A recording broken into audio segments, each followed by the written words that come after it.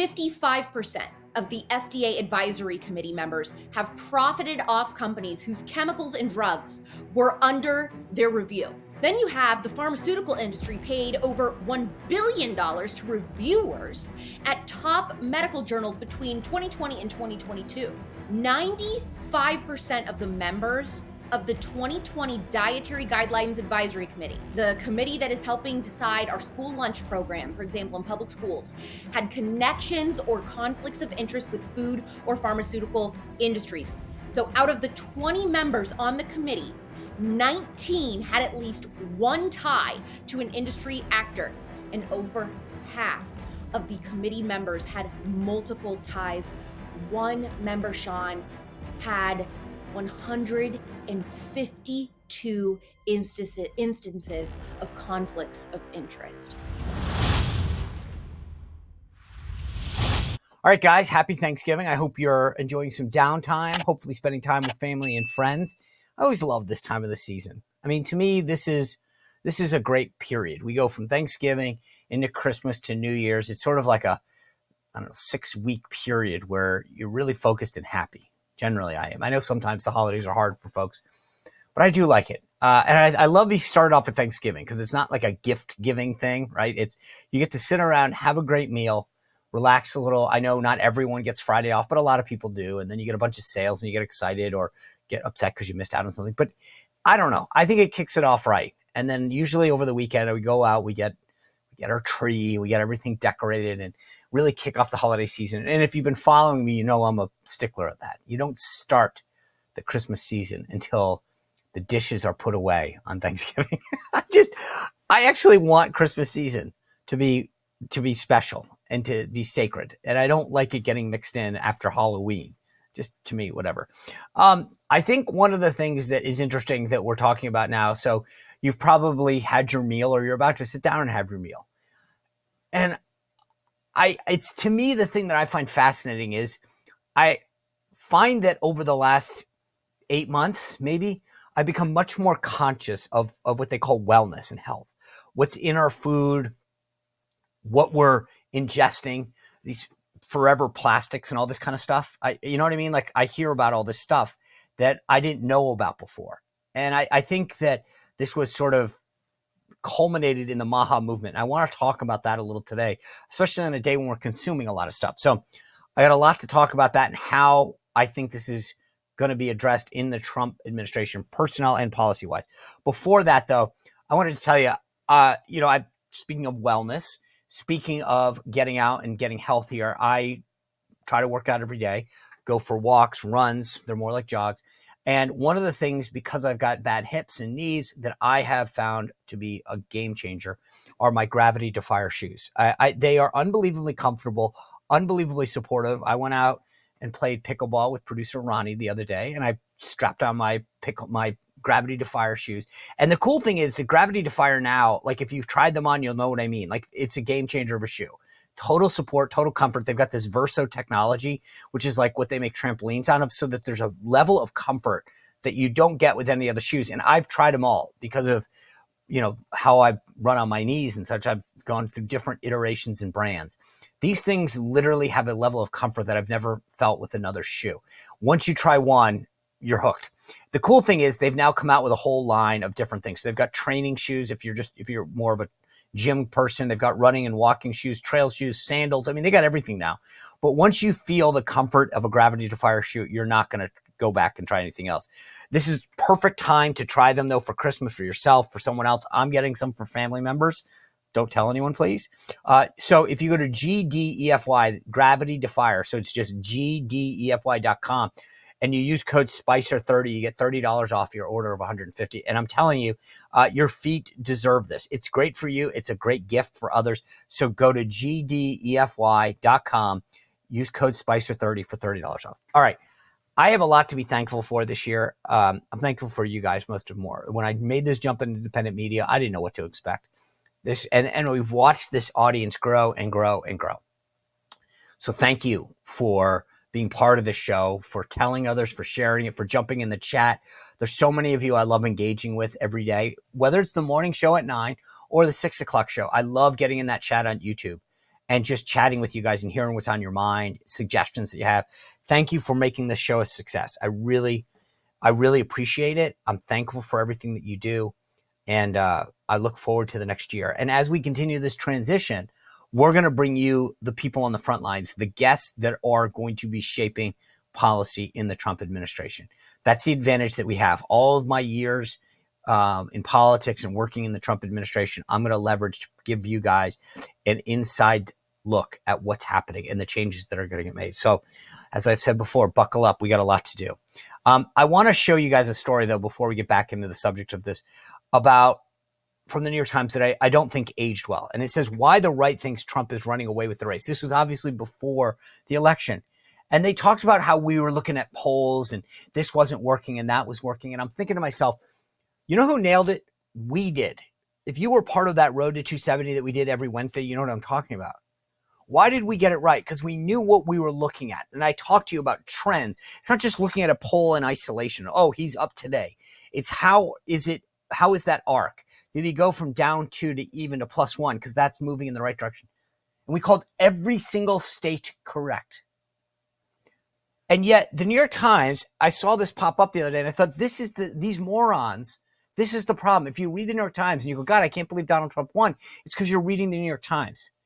It says the partisan polls appear focused on lifting Republican enthusiasm before the election, and perhaps more important, cementing the idea that the only way Mr. Trump can lose to Vice President Kamala Harris is if the election is rigged. No, it's actually we were looking at the right things, not the wrong things. They owe us an apology. They keep talking about how we're wrong and they're right. They're not. And this leads me to believe like what we're going to talk about today. This MAHA agenda, for the longest time, they told us, you can't believe any of that stuff. This is all right-wing nut-jobby stuff. And I'm looking at a story the other day that says, oh, by the way, throw out your plastic black spatulas because, oh, those forever plastics are probably harming you when it gets heated up in the pan. Wait a second. Oh, and then I hear about fluoride and how, the folks in Florida, the Surgeon General down there is questioning the need for it now. First, it was a right-wing talking point. Now it's acceptable. You hear about the conflicts of interest that exist at the F.D.A, the N.I.H, the C.D.C. They review their own peer studies. They get paid by pharmaceutical companies, big food's funding all these different things. And you wonder what's going on. And that's why I love these appointments. You look at this new team, RFK, obviously, Dr. Janette, she's going to be huge, right? Nesheiwat, she is going to be the Surgeon General. You look at Dr. Martin Makary. He's a Johns Hopkins surgery to head the F.D.A. And then former Congressman Dave Weldon from Florida. He's a doctor. He's going to direct the C.D.C. But the message been received. And then Dr. Oz, obviously. He's going to be the Center for Medicare and Medicaid. We've got the right team now to expose what's happening to get us healthy again. The problem is there's no money in keeping us healthy. Big food and big pharma make money when we're sick, when we're addicted to a pill. We get healthy, that's not good for them. That's the problem right now. So if we can get healthy again, they lose power, but that's a good thing because we become healthier. So I want to get into all this. The leader in this, in my opinion, is Alex Clark. She's been on the forefront of this, a pioneer in this whole space. I want to have a great conversation with her where we are. Before I get that, you guys know I talk to you all the time about this. I have trouble going to sleep. I always take my Beam Dream Powder. Now, listen, I have trouble falling asleep and staying asleep. So I take a scoop of this. This is the cinnamon cocoa one. I love this flavor. And for the holidays, they just sent me this. I love this, the white chocolate peppermint. I mean, if this doesn't get you in the holiday spirit, and I can say it now, right? I can tell you this. We're at Thanksgiving. It's post-meal. You're good to go. But they've got great flavors. And here's the thing. It's got apigenin, reishi, melatonin, magnesium, all the stuff that you're told is great, but in one amazing drink. So you take a scoop of it. I put it in water. I put it in the microwave for 30 seconds and then just drink it. And within 30 minutes, my head hits the pillow and I'm out. So this is what you want to do. If you go to shopbeam.com/Spicer, use code Spicer, you get 40% off. Folks, I'm telling you, if you are someone who has trouble falling asleep or staying asleep, total game changer in your life. I wake up feeling refreshed every day. So maybe it's not you, maybe it's a spouse or a friend or someone that you know has trouble sleeping.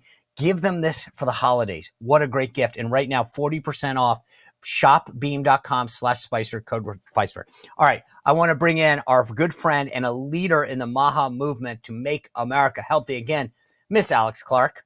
Hey, Alex, welcome back to the show. Great to see you. Always good to see you. All right. I want to get into the MAHA movement, the nominees, the agenda. I mean, that's the good stuff. That's what everyone wants. But I just got to say, like, I remember having a conversation with Charlie Kirk, and you had just started your show, the first one. And I said to Charlie, I love what you guys are doing here, and I love the person you've got going. And I don't even know that I really knew your name. I saw Poplitics come out. It was this Instagram and video stuff about pop culture for younger kids. Now, I'm an old fuddy-dud, but I said, this is exactly the right thing. You guys are reaching people where they are on issues they care about, and you've got somebody that can speak their language. And so I was so excited how you grew, like that show. And so the thing that's interesting to me is I've kind of been reading and watching your shift over to this new show. Just explain to me. I mean, you kind of did what so many people want to do. You had success on a platform. You got a lot of people, and then you shifted. Like, explain why.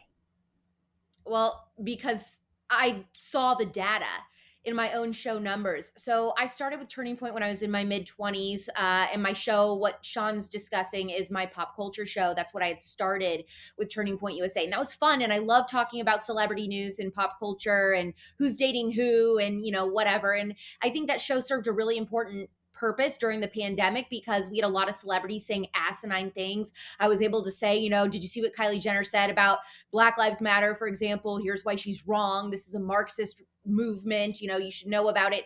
Things like that. It was a really good entry point into conservatism. But, that's going on 5 years ago now. And so as I'm getting older, I'm in my early 30s. My audience is also in their early 30s. There's other topics that are becoming important to us. The health issues in this country were one of them.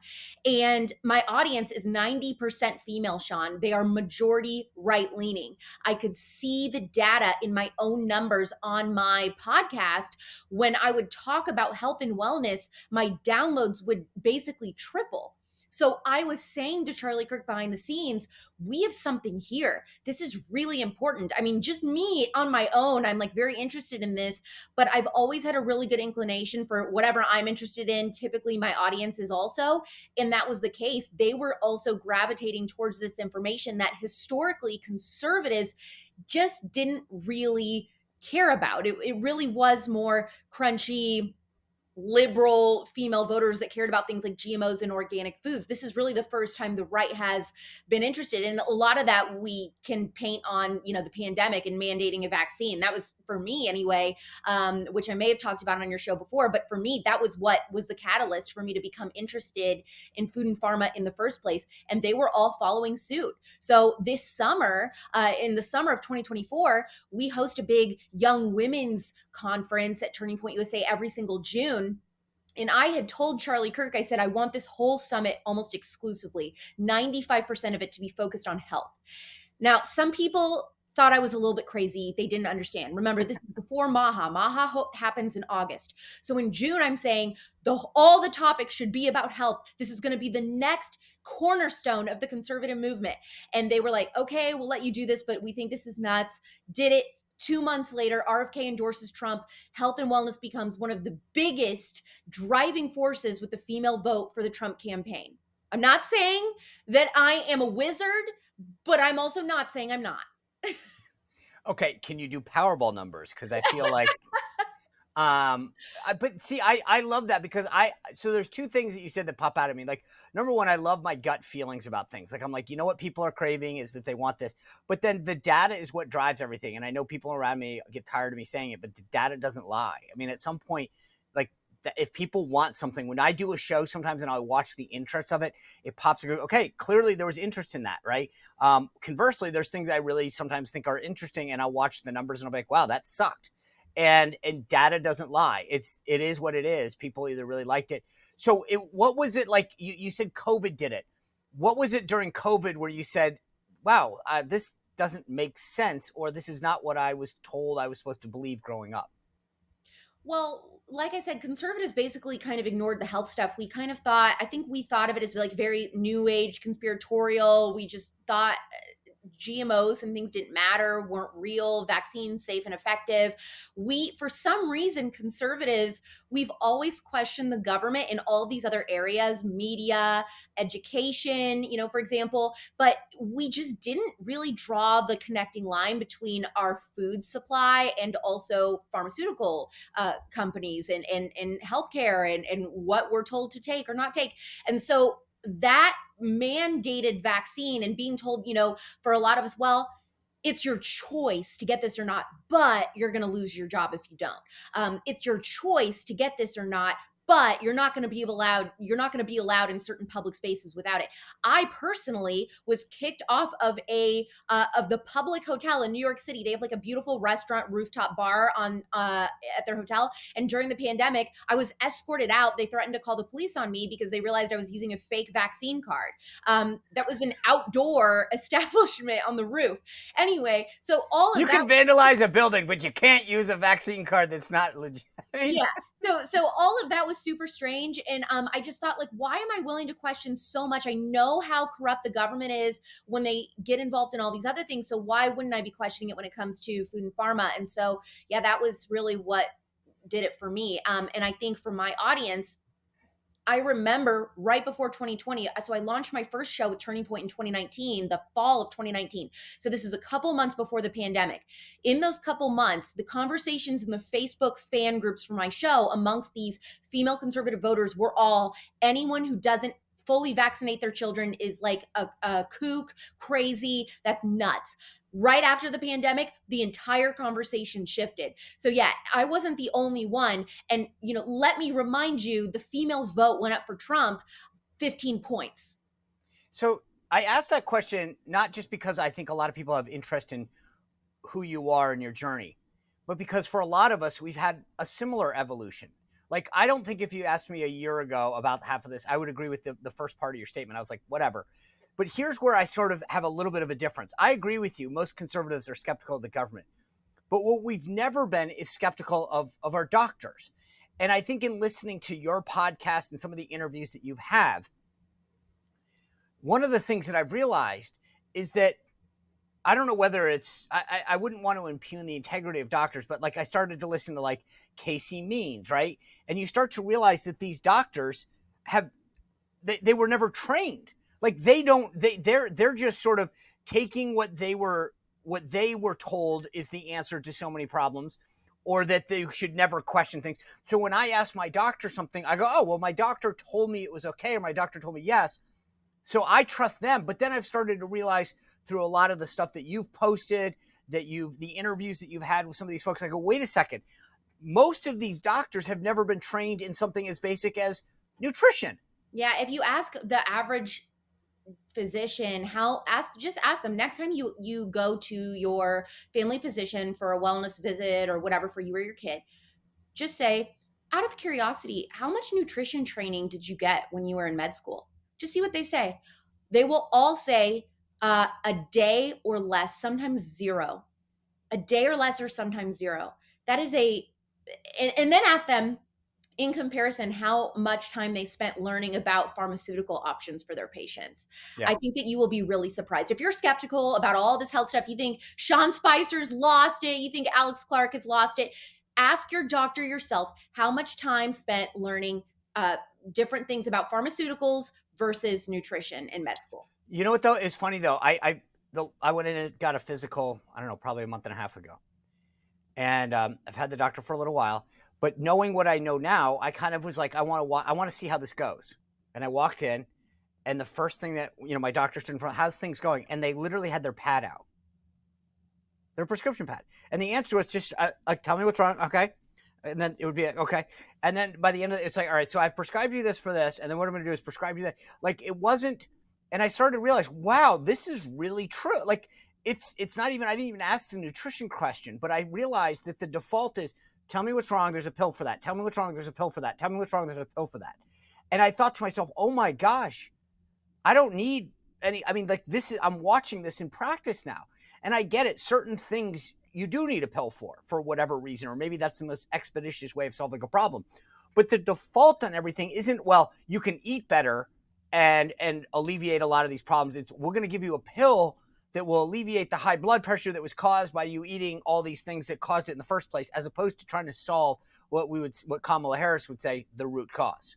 Right. And you have to understand that your doctor, the average doctor, they genuinely think that they're helping. This is what they were Right. taught. So they don't realize that this was all a business. The people who are funding the medical schools, it's all a business endeavor. It's not really about patient health. Now, for them individually, it might be. They genuinely might be like, okay, me giving you statins, I'm really helping you. And I do believe that the majority of our medical professionals do have our best interest in heart. They just don't know any better. That's the sad thing. But I mean, one indicator too that all of this was such a massive needle mover for a bipartisan effort and a bipartisan vote for Trump. I was invited when the MAHA movement started in August. I was invited on more mainstream media shows and podcasts in the health space than ever after this happened. People that would never have talked to me before all wanted to have me on. Actress Maria Menounos invited me on her podcast to talk about this. Her audience are all Hollywood celebrity friends of hers and liberal moms. And like I said, we saw the female vote go up 15 points for Trump. Now, we don't know exclusively why he gained 15 points among women, but I believe it was this. And I think that the biggest, most important thing to get across to our regular schmegular politicians in the Republican Party is that the GOP just gained millions of new female voters this year. If we keep health and taking care of nature and our environment in the not Green New Deal way, I'm talking about loving and taking care of nature and our body in the God gave us way, we will maintain these women throughout the next 4 years and hopefully for long after that. But it's almost like we just had a really good first date with female voters as the Republican Party. Do not mess it up. Don't wait longer than 3 days to call her, right? Like, don't only send her Instagram reels and not actually send a text or a phone call and set up a second date. We need to keep courting these female voters. We have a lot riding on them, especially with all the abortion stuff. The left thought that was going to be the reason that Trump would lose was all of the abortion talk. But it turns out the average female American voter cares more about affording to put food on her table and what the food is that's going on her table than killing her kids. So that's really important. We need to take that and run with it. So how excited are you about RFK? I mean, I think to your point, MAHA comes to on the scene in late summer. RFK endorses Trump, and suddenly we're talking about this in a way. I mean, to your point, like, I see it everywhere now. And so how excited are you that he's going to shake and hopeful are you that he can shake up the system? Oh my gosh. This is unprecedented. Bobby Kennedy was given a very serious directive from President Trump. And on day one, we're going to declare an emergency like we did in COVID.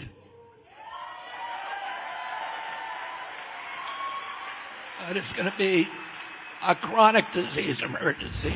Get corruption out of our health agencies, create uncompromised evidence-based research for health guidelines, and show an undeniable reverse in the chronic disease epidemic in just the first 2 years. That's not even including all 4 years, but President Trump very seriously, he has this, did you see, he wants to do this like nationwide carnival tour or something.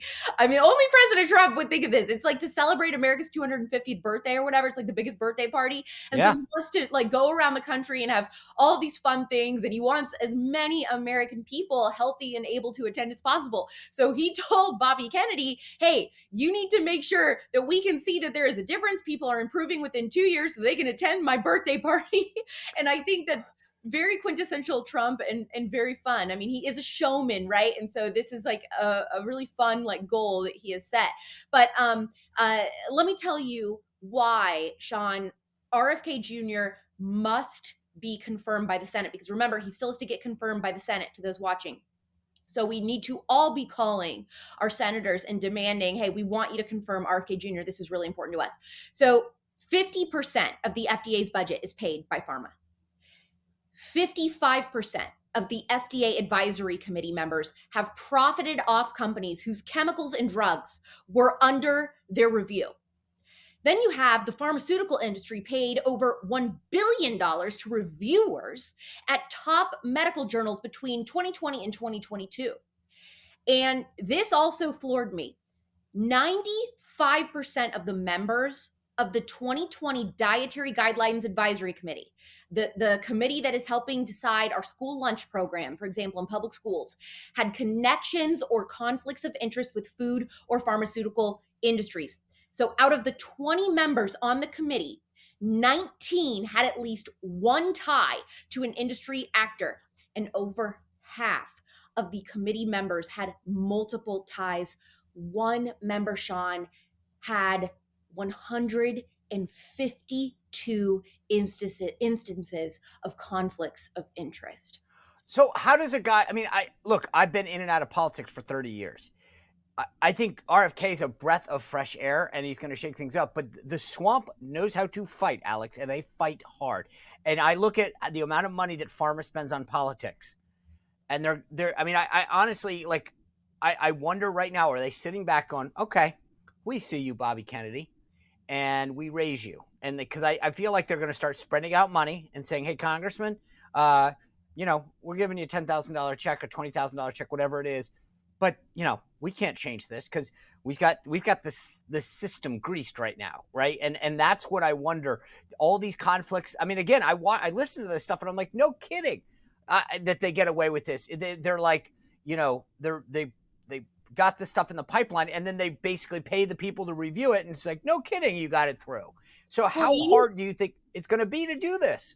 You would understand this more even than I would because you've been a part of a Trump administration before. But this was something, when I heard this, I thought, okay, President Trump, there's so many reasons he is just the coolest president ever, but this really spoke to his integrity, I think. So President Trump is very aware that what you just described, the sharks are circling. They're really angling for their moment to get in here. Obviously, that's why there's been emergency meetings between the food and pharma companies in the last couple weeks since the election, really freaking out and planning like, what the heck are we going to do if RFK Jr. gets confirmed? So before the election, before a presidential candidate is elected, when it comes to setting up your transition team and the people that you want doing different things, you're kind of waiting on that moment of being officially elected, and then you get government money to use on that transition team and hiring people and putting them to work, correct? Yeah. Okay. Yeah. So what President Trump did before he was officially elected, because he was like, I don't want to take a chance. I want to make sure that we are totally insulated by the corruption and the deep state and all of these sharks in food and pharma. Because the MAHA movement is so important to me, I'm going to be funding my entire transition team myself. In that way, he was able to put Bobby Kennedy to work, Tulsi Gabbard to work, Elon Musk to work. Everybody was able to start doing what they wanted to do before waiting on that government funding after being officially elected, so that then people couldn't come in and say, well, you're using government money, you have to use me, you have to listen to me. Right. So this was something that President Trump did that was super unique, historical. It had never been done before.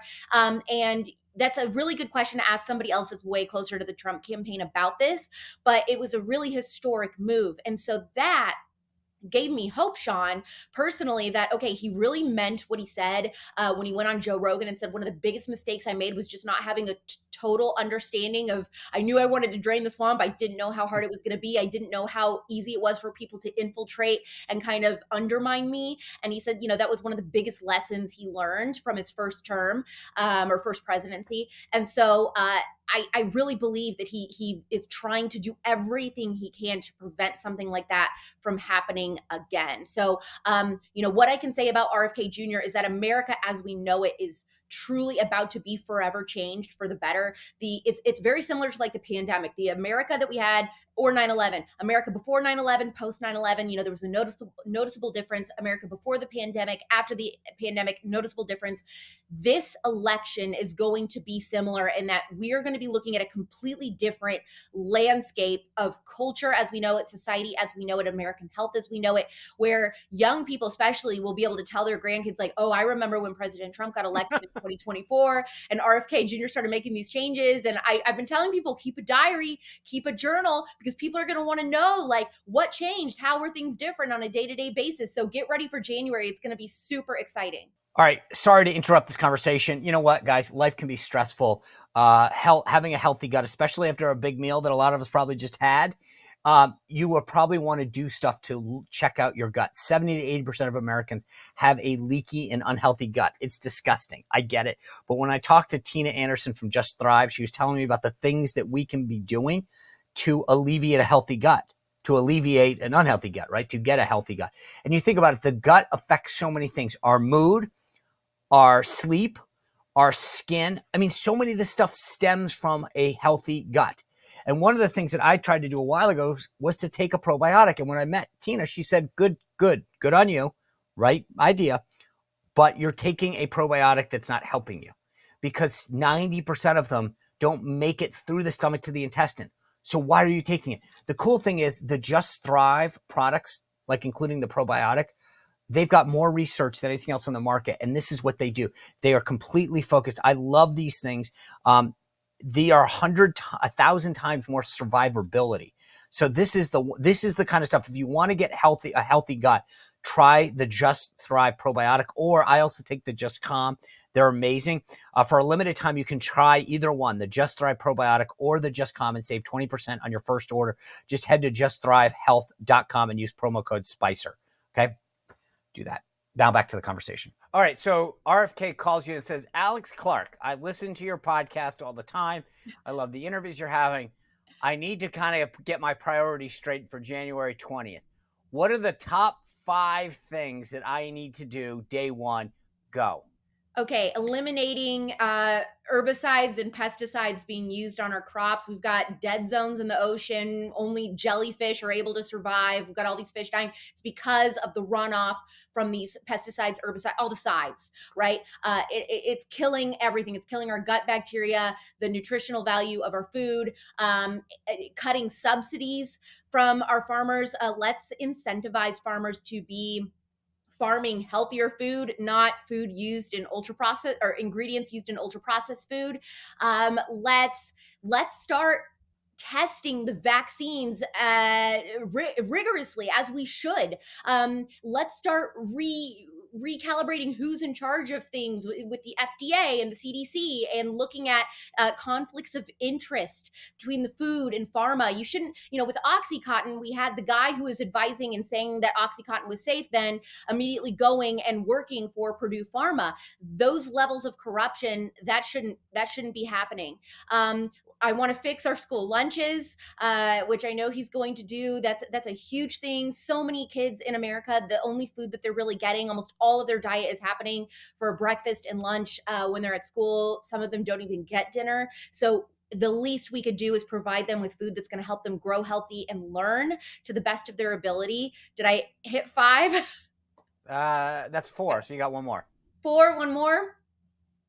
What about TV advertising? I know that. Yes. And then that's one of the first things that's going to happen, of course, which he's already on board for, is we're not going to allow in America anymore pharmaceutical companies to advertise on TV, not because they're doing that so that we are going to our doctor and saying, hey, I'd really like to take Ozempic, for example. It's because they're spending over $1 billion a month on ad revenue for news stations. And therefore the news stations feel like they can't be honest and report the truth when it comes to drugs and side effects and other data coming out about things like vaccines. That's why during the pandemic, you had mainstream media and also social media companies censoring things about vitamin D, for example, going outside, getting fresh air, sunlight, things that we know helped curb COVID, but it wasn't being talked about. Also why information about ivermectin was being hidden is because when you have an alternative, I'm saying this wrong, but when you have an alternative alternative available, then you can't expedite the emergency status of a vaccine if there's like another option. And Right. so that's why they didn't want any news about ivermectin. That type of corruption is about to end for the first time in America. It's glorious. You know what? You mentioned the media. Number one, I've started to screenshot this when I see it, but it's not just the TV ads that I think we're all familiar with. But go look at Politico or Axios, what a lot of lawmakers read, and look who's sponsoring it. It's pharma. It's the drug companies. Which, by the way, wink nod. The journalists will always say, "Oh, well, that we don't get influence that." Really? You don't wonder who's paying your salary? You don't wonder about whether or not there'll be cuts if you don't get some of these advertisers in the door? I mean, how does that? Either you're really that stupid, or you don't understand who's paying the bills. Yeah, and that's the problem, is that you have a lot of people in Congress that are really at a loss. They're like, okay, my background is military, for example. I don't know anything about food or pharma, and if some lobbyist is telling me, hey, look at this new study from I don't know where, this nutrition school that's totally bought by big pharma, saying that Lucky Charms are healthier than ground beef. I mean, this is what the science is showing. This is what the data is showing. And so those poor people in Congress are going, well, I guess if this is what you're telling me, I mean, I don't know the difference. So that sounds crazy, but I guess, one thing that I talk to my audience about on Cultural Apothecary, which is my podcast, is that sometimes our gut instinct, sometimes common sense is going to trump a study. One of the biggest indicators, it was a bombshell report by the Washington Post this year showing that big food was paying a lot, tens of thousands of dollars to nutritionists on TikTok to be saying things like, Coke isn't that bad for you, and Lucky Charms is healthier than ground beef, that ultra processed food isn't that bad for you. These people are being paid. It's really, really disturbing and super scary, and that's influencing a lot of young people. That sounds like Kamala Harris's, all of her celebrity bandmates that went out there that we find out after the fact, oh, you're all getting paid. You mentioned Bobby Kennedy and Fruit Loops and everything. I want to take you down a rabbit hole on this because it's funny. The first one, and you tweeted about this because the New York Times fact-checked him on Fruit Loops, and you wrote, the journalist who wrote this is probably one of those who thinks her college degree makes her smarter than one. But for the audience, let me just write this. This is what read this, because this is what the New York Times wrote out there. Mr. Kennedy has singled out Fruit Loops as an example of a product with too many artificial ingredients, questioning why the Canadian version has fewer than the U.S. version. But he was wrong. The ingredient list is roughly the same. Although Canada's natural colorings made from blueberries and carrots, while the U.S. product contains red dye 40, yellow dye 5, blue dye 1, and bilated hydrotoluene, or BHI, a lab-made chemical for freshness. So, yeah, I mean, listen, it's basically the same. The Canadians use derivatives of fruits and vegetables. We use red dye 5 or red dye 40 and yellow 5. But I mean, who cares? I mean, that may be the dumbest fact check I've ever heard. It's completely wrong, except he's 100% right. Yeah, and that's how it always goes. If you open up like those little fact checks on Instagram or Facebook, a lot of the times where it says like, well, this is partly true or partly false, you read it and the fact check sounds basically like that. It's just like a weird roundabout way of I don't know, somehow getting that label on there, because the problem is majority of people are going to read that headline, see it was fact checked, and then they're not going to investigate the reasoning and see that this whole thing is bogus. But the New York Times fact check that you just read, I mean, you don't hate these people enough. That really was, they put a spotlight on what the entire problem is with the establishment media. They fact check, they say we're wrong, and then in their explanation admit that we're right, and then they just change the sentence structure. So this is an exact example, Sean, of why the Democrats lost the election. This is the epitome of gaslighting the American people. Let me remind your viewers that it was not the conservative red state of Florida who banned all artificial dyes 6 weeks ago. No, that was very deep blue California, after reviewing undeniable evidence that these artificial dyes in our food are doing extreme damage to human health, especially our children. It was California. It was Democrat California who passed a bill banning all foods containing any of the 6 artificial food dyes from public schools. That includes Fruit Loops. This is the New York Times, again, another outlet funded by pharma. 77% of young adults do not qualify for the military based on their health scores in the United States. national security issue. 10% of kids have fatty liver disease. 50% of American young adults are overweight or obese. 1/3 of young adults have pre-diabetes. Sperm count down 50% in 40 years. 40% of 18-year-olds meet the criteria for a mental health disorder. Suicide is the second leading cause of death among young adults. And then you have New York Times pretending there's a fact check on us talking about the danger of artificial dyes, which is unnecessary. Or you have The Atlantic calling people like me who testified at the Senate about the chronic disease crisis and wanting to ban these artificial dyes, accusing us of wanting to make Fruit Loops boring. What is there to argue with? I guess is the question you should be asking. This is so nonpartisan. Again, if anyone has any other opinions on this, you have to ask why. But don't you? But look, here's what I look. I'm not a scientist. I'm not a doctor, but I can understand reason, right? So we look at the evolution of cancer, of obesity, of all of these issues that you just mentioned, suicide rates, everything else, and go, okay, it's not like everyone in the world. We're isolated in that. And so what is different between us and Europe, us and Japan? It's our diet. It's what we're putting in our bodies. And then we go, gosh, maybe that's the problem. And we're told, to your point, we're gaslight by saying, don't you dare come after big food. It's got to be something else. But I don't think it takes an advanced degree to say, gosh, the only thing different between us and these other countries is our diet. Right. And I believe that we allow, I think, over 8,000 chemicals in our food. And out of that list, Europe allows 3. So one of the arguments from big food is, that we cannot rely on the standards of these other countries, that overregulates, stifles innovation. They'll say that, we'll end up banning new chemicals that could be great prematurely. And so my question would be, do big food and the Democrats and whoever is opposed to this agenda, do they have the same energy when it comes to trusting these other countries with nuclear weapons?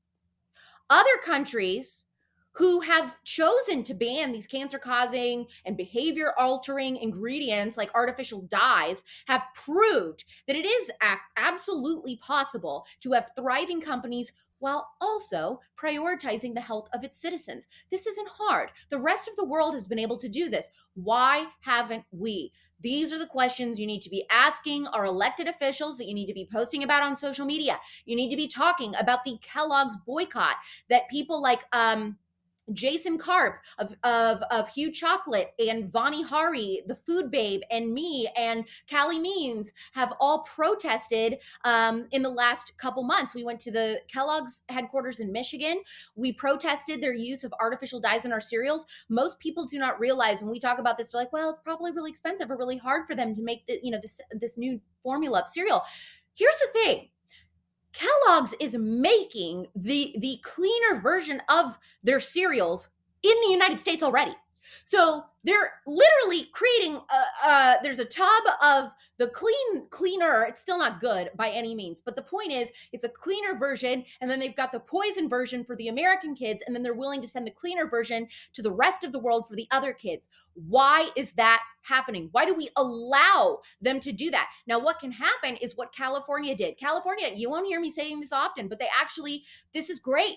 Other states should copy California and ban artificial dyes from the food, from their public school lunches. Because the thing is these companies are going to be forced then, okay, well, am I going to keep making 2 separate batches, or am I just going to combine them all into one, for other countries and American kids? It's really, really simple. But when we were at Kellogg's, they refused to meet with us. And then Kellogg's had an employee hold a sign in the window that said, "Get off our lawn." So that tells you how they feel. And by the way, it wasn't just a bunch of adults. This was thousands of American moms and their children who were holding signs saying, "Please stop poisoning us. Please stop poisoning us, Kellogg's." 8-year-old girl, and they didn't want to meet with us, and they still haven't. They've ignored all of us on social media. And then yesterday, they posted for the first time in months, Kellogg's posted on Instagram saying that they were partnering with like the Epilepsy Foundation. They're going to be giving out cereal to benefit epilepsy. The cereal with the ingredients that exacerbates epilepsy, they're saying they're going to give that away to raise money. It's so evil. It'd be like an oncologist handing out cigarettes to their patients. It doesn't make any sense. So there's a lot that needs to change that I believe RFK Jr. is going to be able to do. You know, by the way, as you're talking about this, I just thought to myself, you know, when it comes to admissions, California has a standard, and textbooks, I think Texas has a standard, and everyone else just sort of conforms to it because they go, well, we make enough, if we're going to have to conform to them. So it'll be interesting to see if people now conform to the California standard on food, because they do it with respect to cars, they do it with respect to textbooks, because enough is purchased from that one state. So to your point, I will be interested to see over the next couple of months whether people go, all right, if we got to follow the California rule when it comes to processed food and artificial dyes, maybe we should do it. Alex, I love the podcast. I love the what you bring to the conversation. I love the guests that you get. And obviously just on a personal level, I love how you've evolved the show that you have, because it's grown so much, and the audience has been phenomenal to watch blossom the way you have. Thank you, Sean. I adore you. You have been like the nicest person to me in conservative politics since the beginning. And you are such a great friend, and I appreciate you so much. And be looking at Texas. Texas has been holding state Senate hearings on artificial dyes in the last week. So it's ramping up. You know, Texas wants to be ahead. They want to be at the beginning of this game. They're not going to let California have too much of a win, right? So be looking at Texas. That's super excited. But for anybody who's never watched my show or listened, it's Cultural Apothecary. You can listen to it anywhere. We'll link to it in the show. Yeah, link to it in the show. You can listen to it anywhere. New episodes every Monday and Thursday at 9 p.m. Eastern. Awesome. Alex, as always, thank you for joining us. Thank you. All right, guys, thanks for being with us today. A big happy Thanksgiving to you all. A great show headed your way tomorrow on the transition and the priorities. A great way to end the week. Get your family gathered around. Tell them we're watching the Sean Spicer Show tomorrow at 6. We'll see you back here tomorrow on Friday. Have a good night. Happy Thanksgiving. Well, if you enjoyed this content, make sure to like this video, subscribe, and click the notification bell to get more.